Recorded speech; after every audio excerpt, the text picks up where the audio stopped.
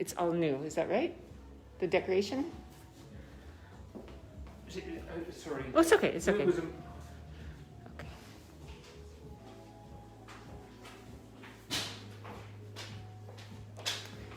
All right, bonjour everybody. I am at a hotel in Paris.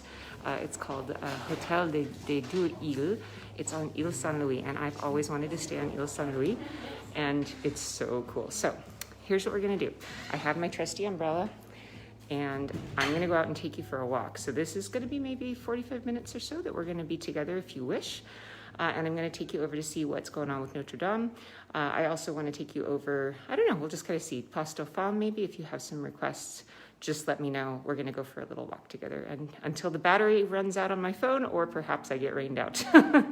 So I can see what you guys are commenting. Hello, Kathy. Hello, Donna. Hello, Sandy and Erica. I see all of you guys there. Please, if you have comments or questions, pop them in there. It's going to be kind of a quasi-guided thing because I haven't guided in Paris in, 2 years? So, again, like Naples, I may just ramble and I may be wrong about stuff, but we'll see what happens. Thank you, by the way, for my new mask to Philippe in Arles, who gave this to me. It's so cool.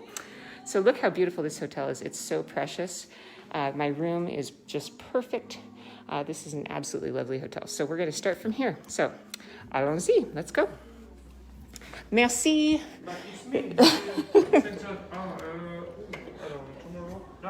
Yeah? Yeah. Won't rain. Okay. Well, that's good to hear. A bientôt. Merci. Okay. So here we go, you guys.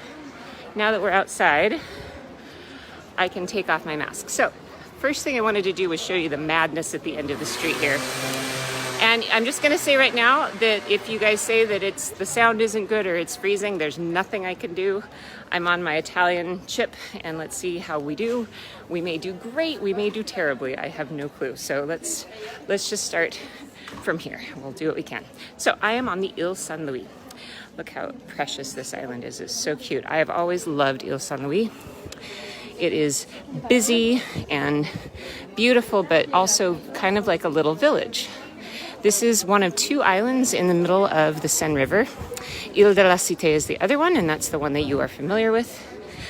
This one, actually, up until the 16th century, 17th century, this was actually just a pasture.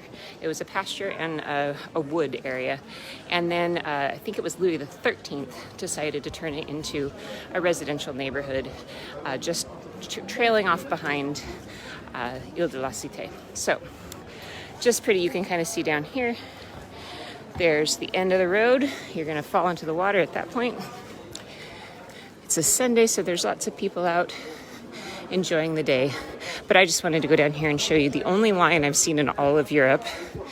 There have been no lines at the Colosseum, at the Uffizi Gallery, no lines anywhere, but I did finally find one very long line, and I'll show you where it is. You probably know where it is as I walk up here if you've been to Paris before. The line is for ice cream. Up here ahead we have Bertillon. Bertillon is one of the most famous ice cream parlors that you will find in the world, really.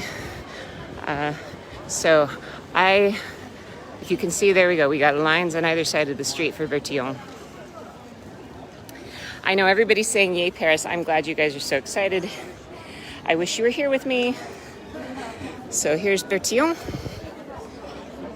I'm just gonna stick my nose in here with my camera just to see what it's all about.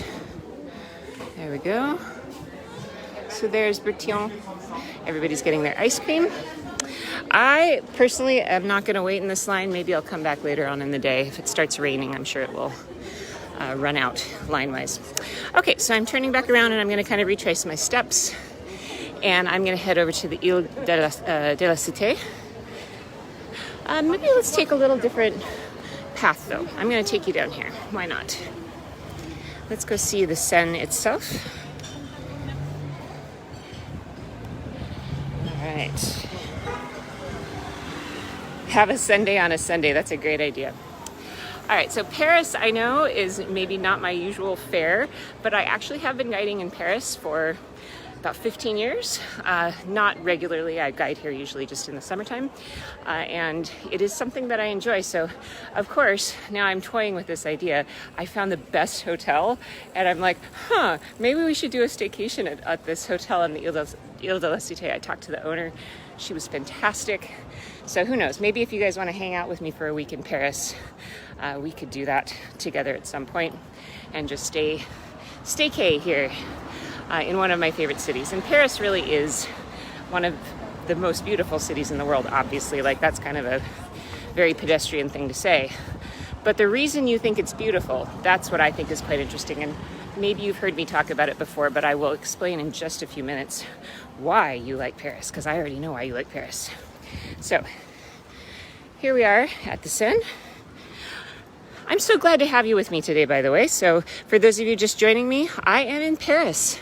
I am staying on the Île Saint-Louis, and it's a new experience. I've never stayed on the Île Saint-Louis. I'm usually in the 7th or something like that. I've always dreamed that one of these little houses here with a terrace would someday be mine. So I'm going to keep dreaming, but who knows? So Seine River. This is the main artery through Paris, very, very deep river.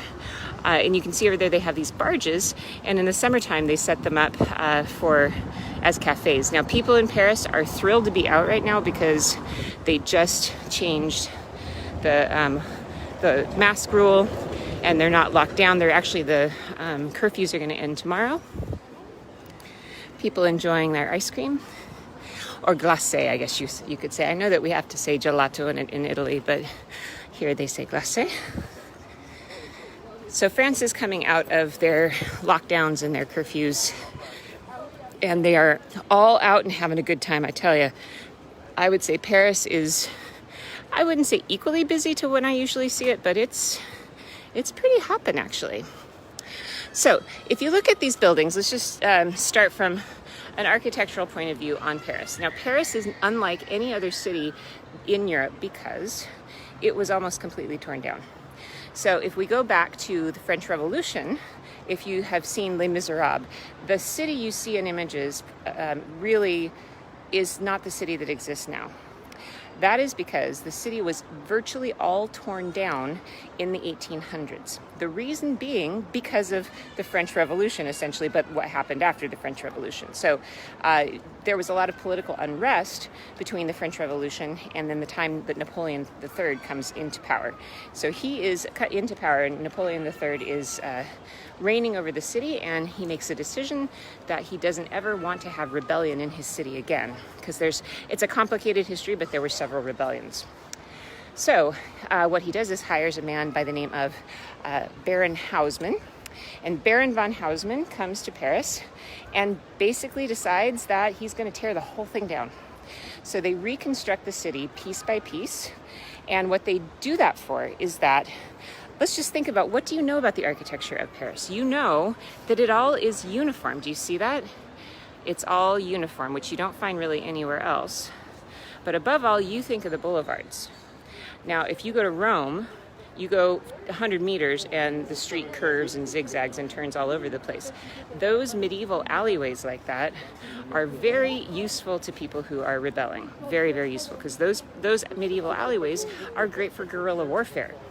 So the government decided they never wanted to have another scene like you have in Les Miserables. Now, those of you that have seen the musical, you know at the very end they have all those people standing on top of that big pile of furniture and stuff, and they're waving the French flag. That was a barricade, and that really happened. People barricaded their neighborhoods, and the French government decided they never ever wanted that to happen again. So they rebuilt the city in a way that they had boulevards. And the boulevards are long, straight streets, not built for cars, because cars did not exist back then, built for armies to go down so that they could lock down their city without any problem. So that's why they did it. But the result is that when you look at this city, you see a city that is really homogeneous. It's because it was all built around the same time. Some of these things are a little older, like Île Saint-Louis is a little bit different, but the opposite side of the river, in particular, you see a lot of buildings that were all built virtually the same time. So that's why this is different. than, let's say, Rome or Florence or London or whatever. It was a city that was almost completely remodeled. So the great boulevards of Paris, all of those places were new in the 19th century. This is similar in that it was built in the 1700s, all at the same time. So it's one of the first examples of urban planning. So because pockets of Paris were all built at the same time, they look harmonious, they fit together, and that's why you like them. It's hard not to like them because it's not crazy. Now, if you think about London, where you have, a skyscraper next to a pub, next to a whatever. I mean, there's a mishmash of architecture. It's chaotic, and it makes you feel chaotic. That's why we don't think of London as the city of love. London is the city where you'll never get bored, and it's a fantastic city, but it's chaos, right? Paris is not chaos. It's harmonious. And that's why we like it, because it is harmonious. So another view here of the Seine River. And you can see some people are out there taking boats. It's a very strange kind of weather today because it's humid. And as I said, we're gonna walk until I get rained on, which could be any second. So say your prayers to the rain god of your choice that we stay dry so I can walk with you a little bit longer. So that just gives you a little background on why Paris looks the way it does and why it's so uniform. So when you're in Paris, anytime you see streets that are wide enough for multiple cars, for example, be suspicious and you realize that they are newer. Look at that. You can start to see some of the great architecture of the city. I love the balconies. Aren't they just delightful? So people are kind of out and about. I have a feeling that I may be the only foreign tourist in town, but I have a feeling there are a lot of French tourists who are coming to Paris for the weekend. And that's what I'm hearing all across Europe, is that foreign tourism is way down everywhere. The tourism that they do have is tourism from their own country. Fun old used stuff shop, brasseries. Did I ever tell you guys the story of the first time I came to Paris by myself? I came with my two friends when I was 19 or 20, and we came to Paris, and I sat down and asked for a glass of water because I was a broke student. Of course, the waiter brought me a bottle of water. That was $5, and that was my entire food budget for the whole day. I was so pissed. I went back to the hostel and packed my bag. And we left. It wasn't my first visit to Paris, but my visit to Paris before that, when I was 10 years old, was worse. I got pickpocketed. I hated Paris. This is a city that grew on me, and I love it now, but it actually has taken time to get used to it. Oh, look at this. I love how the Parisians do this. They just sort of occupy their bridges.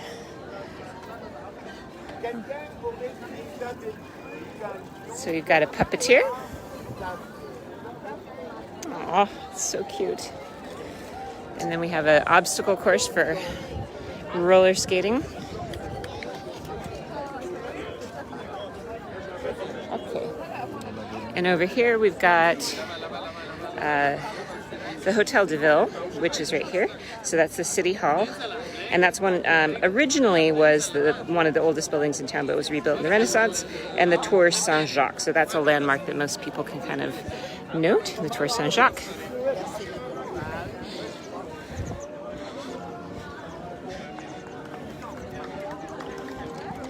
It's so festive out here. I love it. Oh, so there's some music.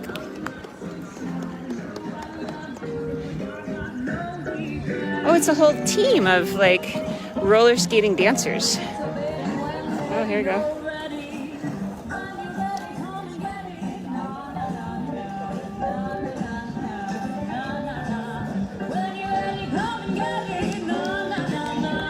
All right, let's see.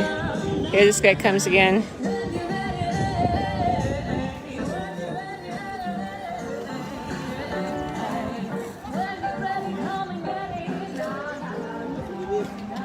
Oh, here goes this guy. Let's see what he's doing.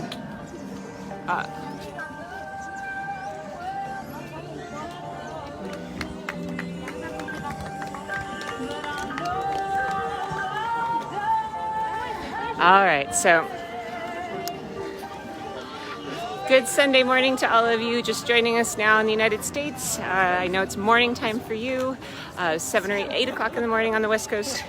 I am walking through Paris today. This is one of my last days here, and I just had a feeling that you all would be really happy if I came to Paris and gave you a little taste of what's going on here. So that's where I'm at.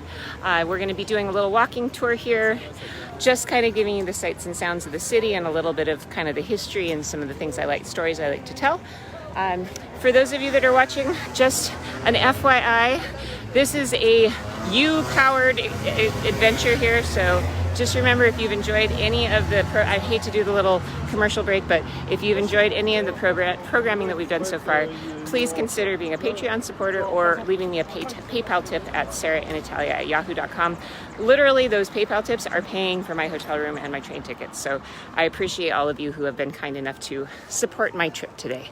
So here we go. We're crossing. So that's the left bank over there. That's the area of the Sorbonne. And we may cross over there, we'll just see. But now we are on Île de la Cité, the island of the city. And this might be the thing you were all wondering about. How is our dear Notre Dame? So for those of you who maybe have forgotten or you didn't know, Notre Dame had a big fire in April of 2019. I was actually in Morocco, and I remember sitting there watching it. And I wrote an article about it because I couldn't sleep. It was just so disturbing. They weren't entirely sure they were going to be able to save it. They say that the reason it caught fire was due to a construction error. Something had happened. They were doing some repairs on it, and a fire had started because of that. Almost completely collapsed. Got real close. So we're very, very fortunate to have it now. But they have a really, really ambitious reconstruction program. They're trying to get it open. I think the last time I heard it was within 5 years. So let's see what we can see. Now you can see we've got all of the scaffolding, but up there you can see the wood. So the wood that they're putting in up there, they're kind of making trusses, I guess, is what I have understood. You can see there's actually people up there even now on a Sunday working. Yeah, do you see those arch trusses made of wood? Those are to support the stone arches while they reconfigure a little bit the system up there. And there's no roofing on it yet, but eventually there will be. It was a lead roof before, wood and lead, and it caught on fire and melted. Oh, here's a good overhead shot. You can see what they're doing. So let's see what we can walk around and get a sense of.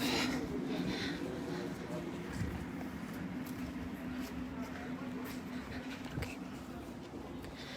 So just a little thought about Notre Dame. Notre Dame is the main church of Paris, obviously, Notre Dame de Paris. It is, if you put it on a timeline, you can put it somewhere around the same time as the Leaning Tower of Pisa. So mid-1100s, that's when we start building here. Takes a couple hundred years to build, and it's one of the best examples of Gothic architecture, but it's not actually considered the best. It's just one of the best. There are a lot of really excellent examples in France. I mean, France is awash in really amazing Gothic architecture. So let's have a little look here of what they're doing. So you can see that they're kind of creating all these stairs. You can have a really good view of the gargoyles from here.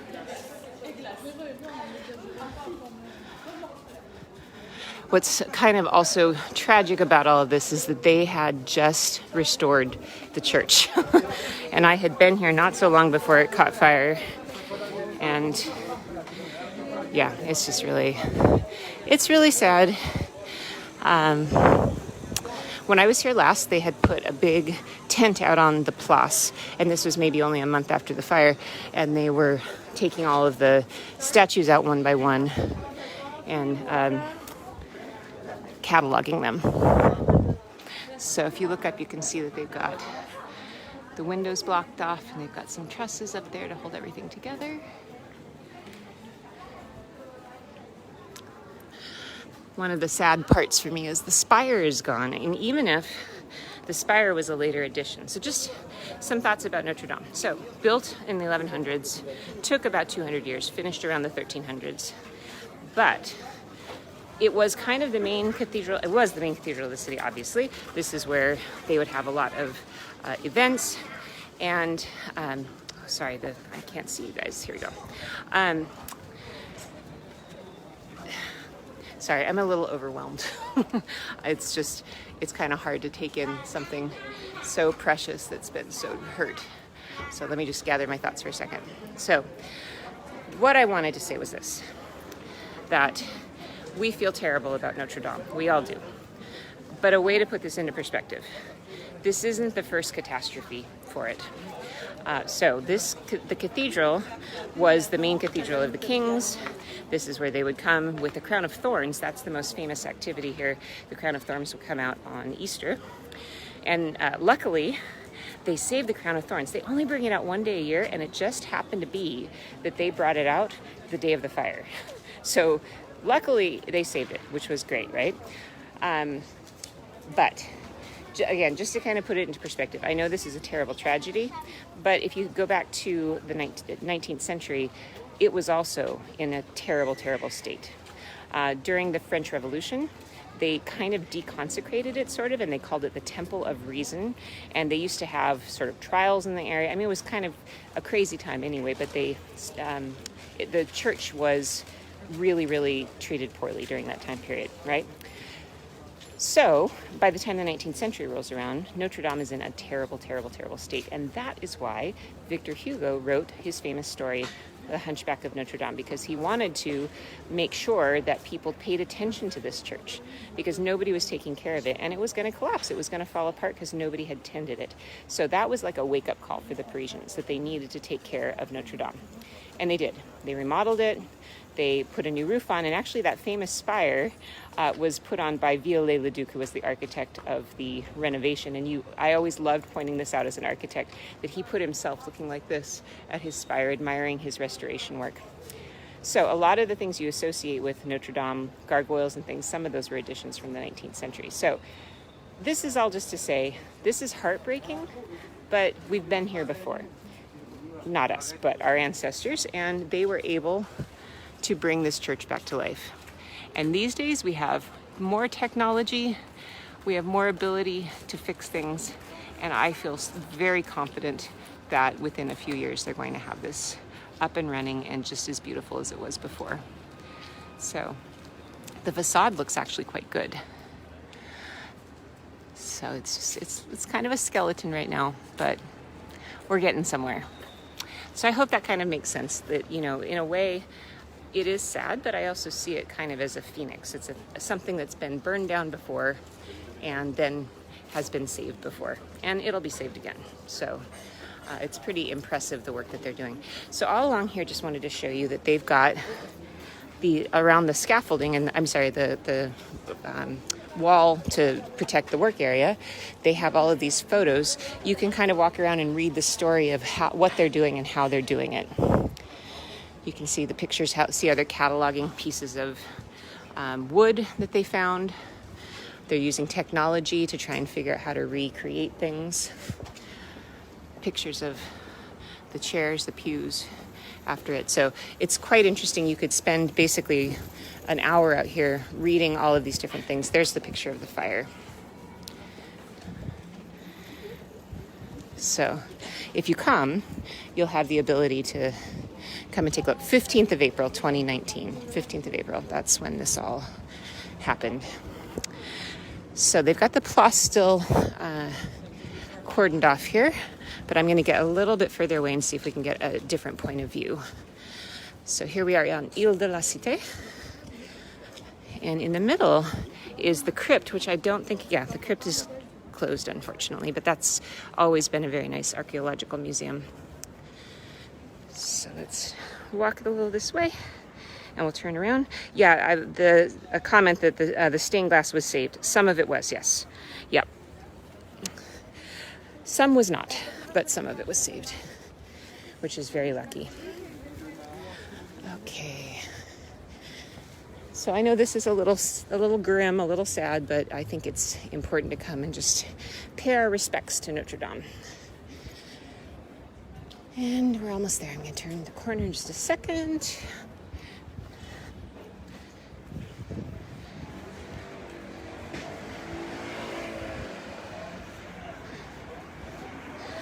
Okay, here we go.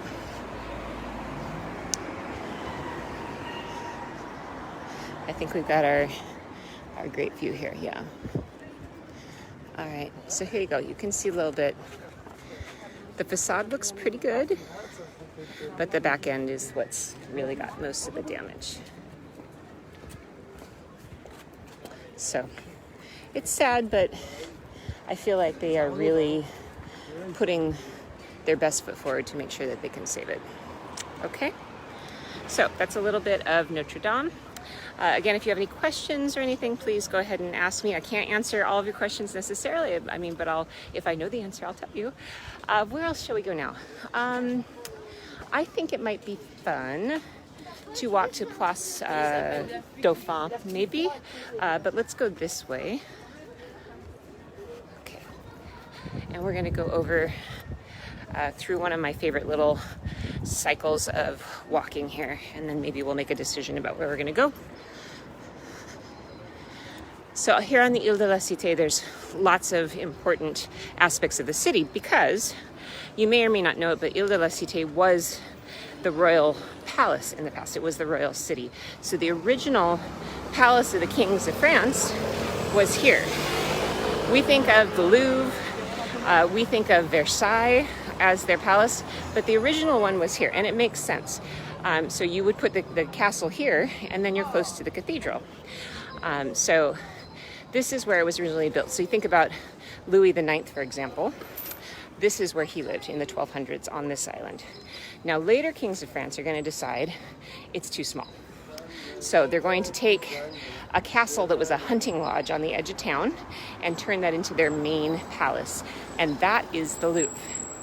Now then later on, that becomes too small or not enough or they didn't like being surrounded by all the people, right? Too crowded. So then they built Versailles. So that's kind of the process. So first here, then the Louvre, then Versailles. This is such a cute little place here, Louis Le Pin, and they have on weekdays, actually today they have it out too, it's a plant market, and sometimes they also have birds and things like that are here at this little place. And they also say that this building here, this is a fun building because the theoretical Inspector Clouseau should have, if he was a real person, he would work here because this is the police headquarters. So he doesn't exist though. He's fictitious as it turns out. So, but it's fun to think of Inspector Clouseau. And then we also have the Cité Metro stop, which has one of the original ironwork metropolitan signs. So you see we've got our metro sign here with Cité. So this is Art Nouveau, and Art Nouveau was a reaction against industrialization. So if you come and you look at this, this is iron. Now if you think about the buildings being built like the Eiffel Tower, built out of iron, mass production, all of that kind of stuff, people reacted against that, and so they decided to turn the iron into plants. It's supposed to look like plants, so if it looks like plants to you, that's correct. Oh, it's the animal market today. Hey, let's just go take a quick peek. You can hear the birds chirping. You could buy fish. Oh, so fun. It's like a big pet store. And then they have all of the different kinds of birds over there for sale. Neato. Okay, and then from here you can see a wonderful view because you have both the Metropolitan sign, and then beyond that, if you see, you have the spire of Sainte-Chapelle, Holy Chapel. So I think this actually, let's go see if we can get a slightly better point of view on that, and I want to tell you about the Holy Chapel. I'm just going to scroll through and see if there are any questions that I've missed. Let's see. It looks so much less crowded than usual. So nice. Are the cafes and museums open? Yes, they are, as far as I know. they're opening. I'm not sure everything is open 100% as usual, but it's opening. And normally at this time of day, in regular years, this would be awash in tour groups. I mean, mine amongst them. So it's kind of a spectacular time to just enjoy the quiet. Okay, so if you look at this building here, right now this is it's used as basically like a courthouse, but this complex in the past was part of the Palace of the Kings of France. And this building in the middle that you can see, which is like a little mini Notre Dame, that is Sainte-Chapelle, Holy Chapel. And this is one of the most incredible things you can visit when you're here in Paris, because it is basically a framework. It's just a cage. Let me see if I can get a slightly better point of view on it. Oh, hello, little puppy. Hello, French pupper. What a cutie. Oh, look at the flowers. It smells so good out here. Okay, so from here you can kind of see that basically Sainte-Chapelle is just a cage. It's like a rib cage, and it's meant just to hold up stained glass. So this was a chapel built by Louis IX to be able to house the crown of thorns. Now, he had purchased from Constantinople a whole bunch of the different relics of the Passion of Christ, and this was the most precious one. He paid way more for the crown of thorns than he did for this incredibly expensive and beautiful jewel box. If you go inside, it's like walking through gems. It's all different colors of stained glass. It's super, super beautiful, but they even give you a fun little clue on the exterior so you know that the crown of thorns is housed there. Not anymore, but it used to be. If you look at the very top right here, that's a crown of thorns. It's just crowning the top of the spire. So they're advertising what's inside. So that is one of the most beautiful spaces. Again, during the 19th century, it was abandoned and it was just used as a warehouse. And there's lots of sort of scratching on the walls and things like that. But then it was later on restored. So again, something that was in terrible repair, they did restore it, and it's very nice now. So just another nice view here. There's some cacophony going on. Sounds like soccer fans arguing. Okay, so let's keep walking. There's always going to be cacophony right now because it's the Euro Cup. And Italy's playing tonight against, I can't remember, some other team. Uh-oh, the police have arrived. They're going to do a smackdown on the soccer fans. Bicycles, what did I tell you guys about electric bicycles?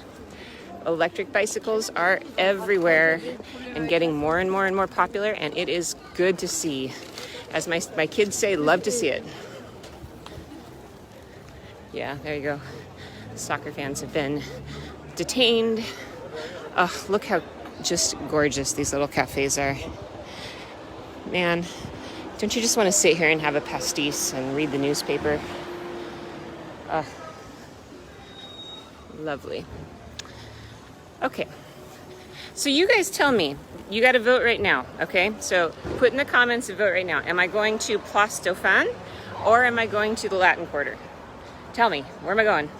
I'm walking down the street, I'm almost there. You have like 2 minutes to tell me whether I should go to Place Dauphine, which is one of the most darling little squares, or shall we go and wander around the Latin Quarter? We can do either. Oh, hey, look. These are, okay, now, again, my brain is tired. I just haven't been here in a long time, but these, I believe, are called the Wallace Fountains. So the Wallace Fountains were donated by an American who wanted the people of Paris to have fresh drinking water. And so we have them all over the place. And they have wonderful, I wish I had my bottle, but I don't. But they're everywhere. Oh, looks like it's a pretty clear vote for the Latin Quarter. All right, let's go to the Latin Quarter. I'm gonna warn you, I only have about maybe 10 minutes left of battery on my phone, but we will do what we can. So those of you who are just joining me, hello to my dear friend Trish. I wish you were here with me, my dear. I wish we were walking around eating crepes or drinking rosé or all the things we always do here. Funny story, once, Trish saved my bacon because we came into Paris 2 days late, basically, missed everything because of a fire in the channel. And She and I got my group to see everything in Paris in like 3 hours.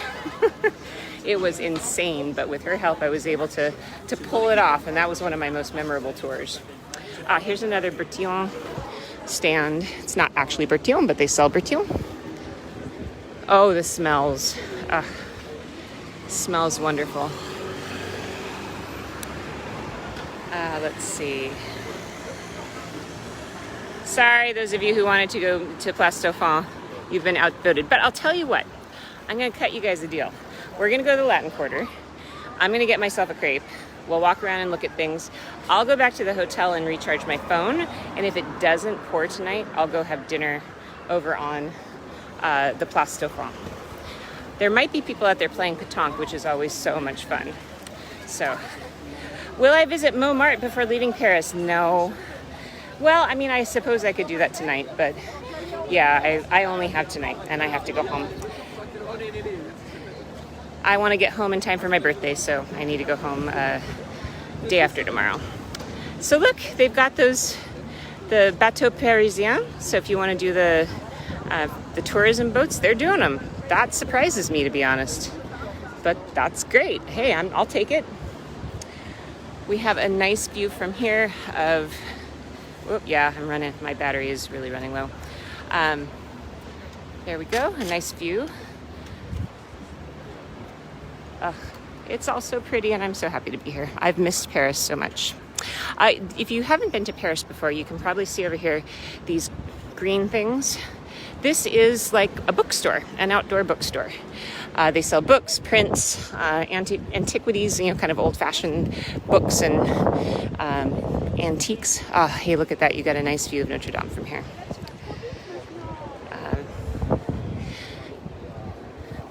So that's what this kind of area is known for. Now we're in the left bank. The left bank in this particular area has always been known as a place for university students, because the Sorbonne is here.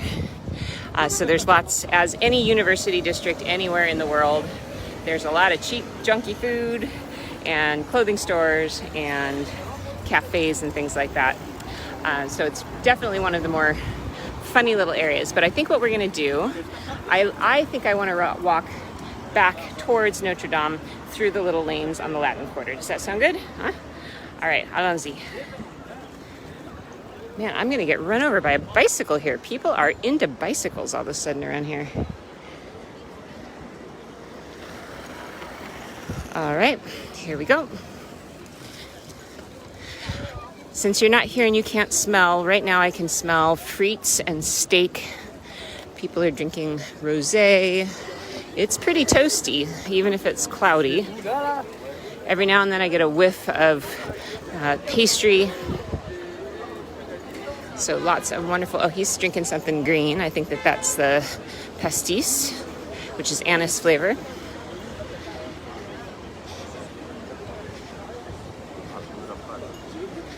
All right, so we're gonna go down this way here.